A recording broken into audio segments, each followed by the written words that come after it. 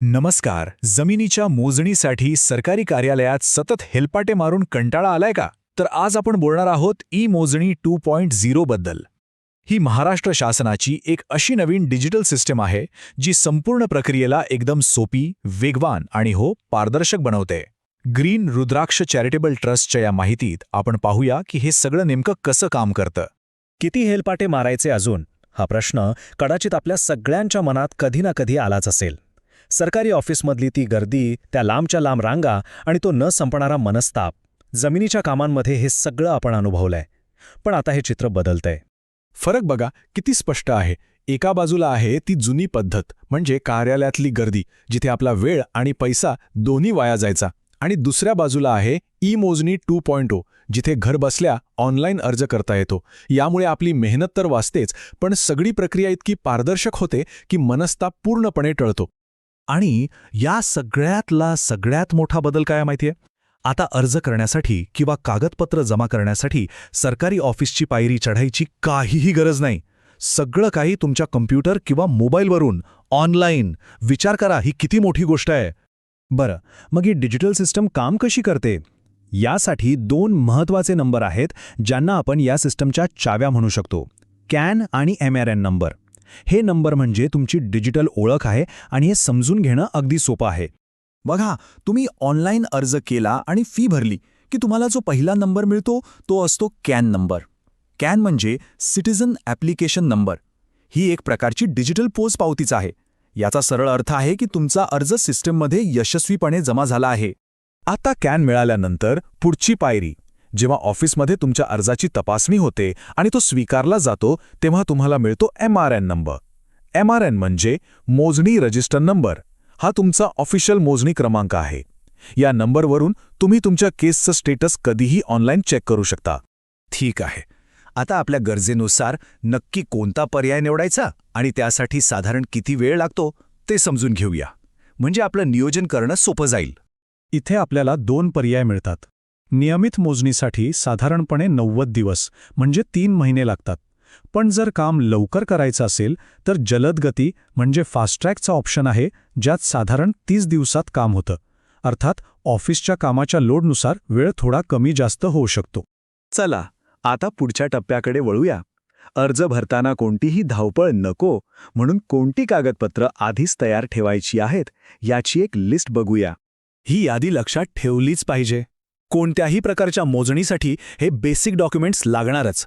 यात आहे तुमचा अगदी नवीन 7-12 आणि 8 उतारा, तुमचं ओळखपत्र म्हणजे आधार किंवा पॅन कार्ड, तुमच्या जमिनीतील कमीत कमी 3 सहधारकांची नावं आणि त्यांचे मोबाईल नंबर, आणि तुमच्या जमिनीच्या 3ही बाजूंच्या शेजाऱ्यांची नावं आणि त्यांचे मोबाईल नंबर.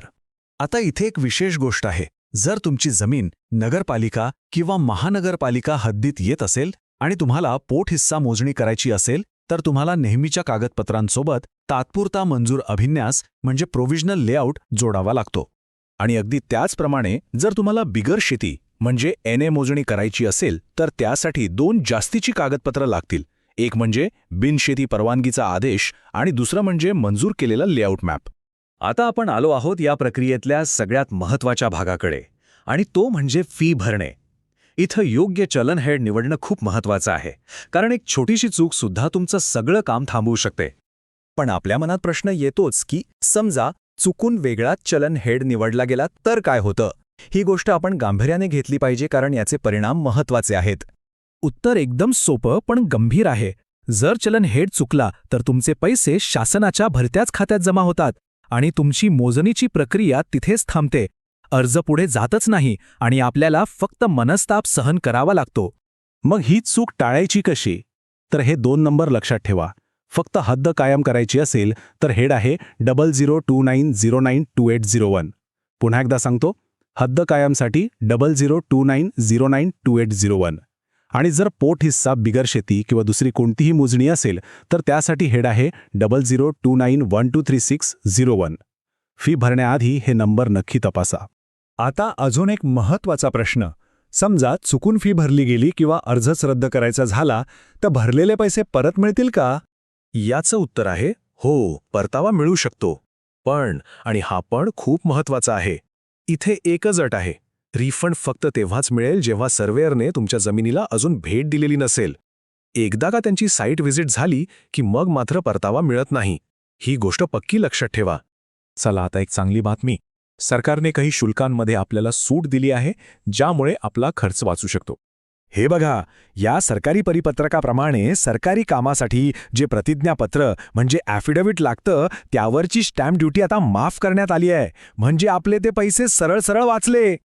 तर सांगायचा मुद्दा हा आहे की ई-मोजणी 2.0 म्हणजे फक्त एक ऑनलाईन वेबसाईट नाही आहे. ही आहे तंत्रज्ञानाने आणलेली पारदर्शकता. या सिस्टमने आपल्या सगळ्यांच्या हातात एक ताकद दिली आहे, ज्यामुळे आपण आपली कामं आता अधिक सहजपणे आणि विश्वासाने करू शकतो. म्हणूनच ग्रीन रुद्राक्ष चॅरिटेबल ट्रस्टच्या वतीने आमचं हेच सांगणं आहे की ई-मोजणी 2.0 ही खरोखरच पारदर्शक, वेगवान आणि आपल्या सगळ्यांसाठी अतिशय सोयीची प्रणाली आहे. तिचा पुरेपूर वापर करा आणि सरकारी कामांमधले अडथळे स्वतःच दूर करा. आणि जाता जाता एक महत्त्वाचा प्रश्न, हा जो डिजिटल बदल होतोय तो भविष्यात महाराष्ट्रातील नागरिक आणि भूमी प्रशासन यांच्या नात्याला कसा आकार देईल यावर नक्कीच विचार करा. या सुंदर आत्मिक प्रवासात माझ्यासोबत केल्याबद्दल तुमचे खूप खूप धन्यवाद. आणि हे ज्ञान आपल्यापर्यंत पोहोचवणाऱ्या ग्रीन रुद्राक्ष चॅरिटेबल ट्रस्टचे पुन्हा एकदा मनपूर्वक आभार. तुमचा दिवस शुभ असो.